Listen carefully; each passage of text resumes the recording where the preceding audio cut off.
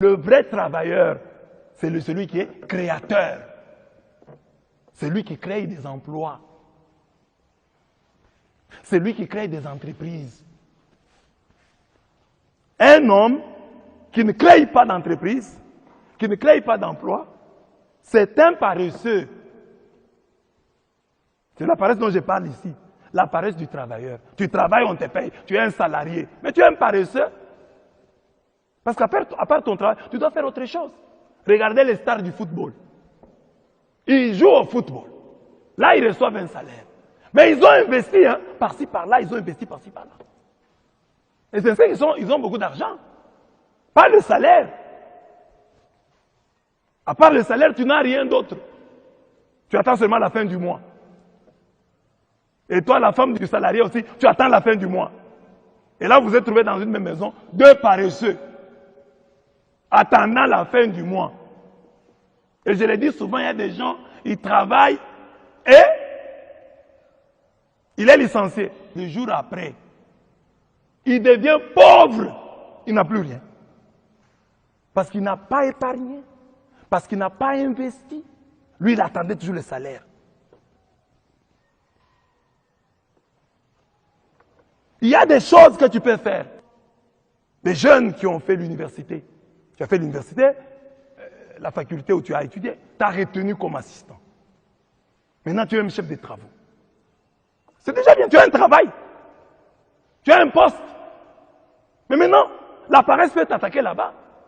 Tu es seulement chef de travaux, assistant. Sans article, tu ne publies rien, tu ne fais plus de recherches. Toi, tu es toujours là, assistant du tel professeur. Mais tu ne publies rien. Or, on te dit qu'en publiant, tu vas te faire un nom. En intervenant. À la radio. À la télévision. On va te connaître. Le savoir-faire doit être accompagné du faire-savoir. Montre aux gens que tu connais, que tu as des choses que tu maîtrises, que tu peux les aider en ceci et en cela. Oh, j'ai seulement le travail. Tu es un paresseux. Crée. Même si tu travailles pour quelqu'un, réfléchis. Comment, à partir de ce que moi j'ai fait ici, je peux aussi faire comme lui?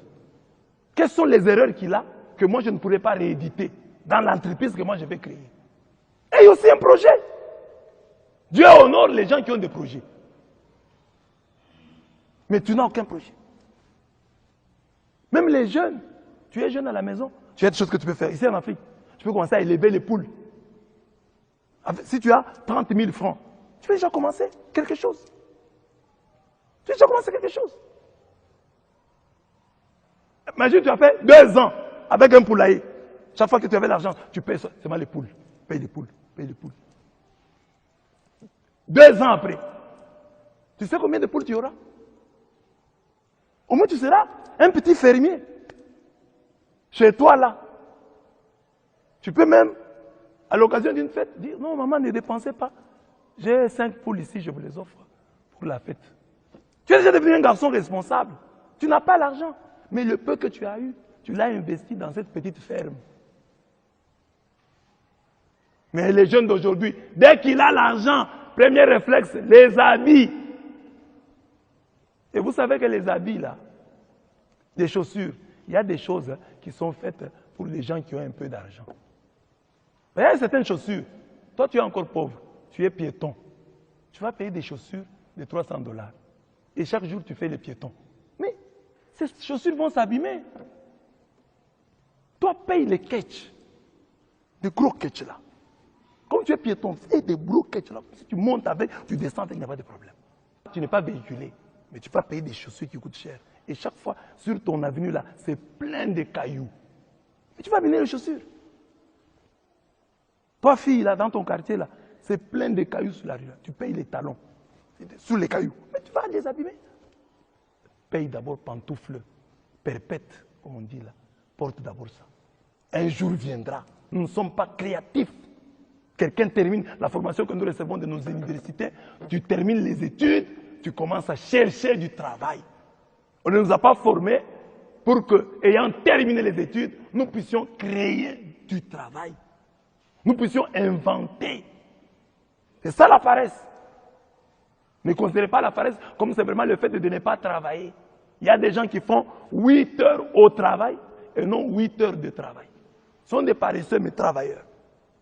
Il y a des gens qui n'attendent que le salaire. Ce sont des travailleurs mais paresseux. Dieu nous dit de fuir la paresse. Nous voulons que la faim, le pain se multiplie. Travaillons. Nous prions, c'est très bien, mais travaillons. Nous travaillons, c'est très bien, mais prions. Marchons avec les deux. L'Afrique doit se réveiller. Nous avons tant de potentialités. Il faut changer les choses. Regardez nos villages. Depuis des siècles. Les maisons sont toujours construites de la même manière. Les villageois ont de la paille gratuite dans nos savanes. Nous avons du bois. Mais regardez les types de maisons que nous construisons depuis des siècles. Ça ne change pas. Les gens n'ont pas dit aujourd'hui, nous n'avons pas d'étole, mais nous devons avoir comme toiture de la maison, mettre un peu plus de paille. Non, chercher un peu, mettre un peu de l'esthétique. Construire ces maisons-là en ordre. Je ris souvent quand je vois le village de Kirikou. Vous voyez le village de Kirikou là, dans ces dessins animés, vous voyez un village bien construit. Hein? Des maisons, ce sont des maisons en hutte, mais il y a de l'ordre. J'ai dit, mais ça, on donne une bonne idée hein, de l'Afrique. Mais en réalité, chez nous, ce n'est pas comme ça.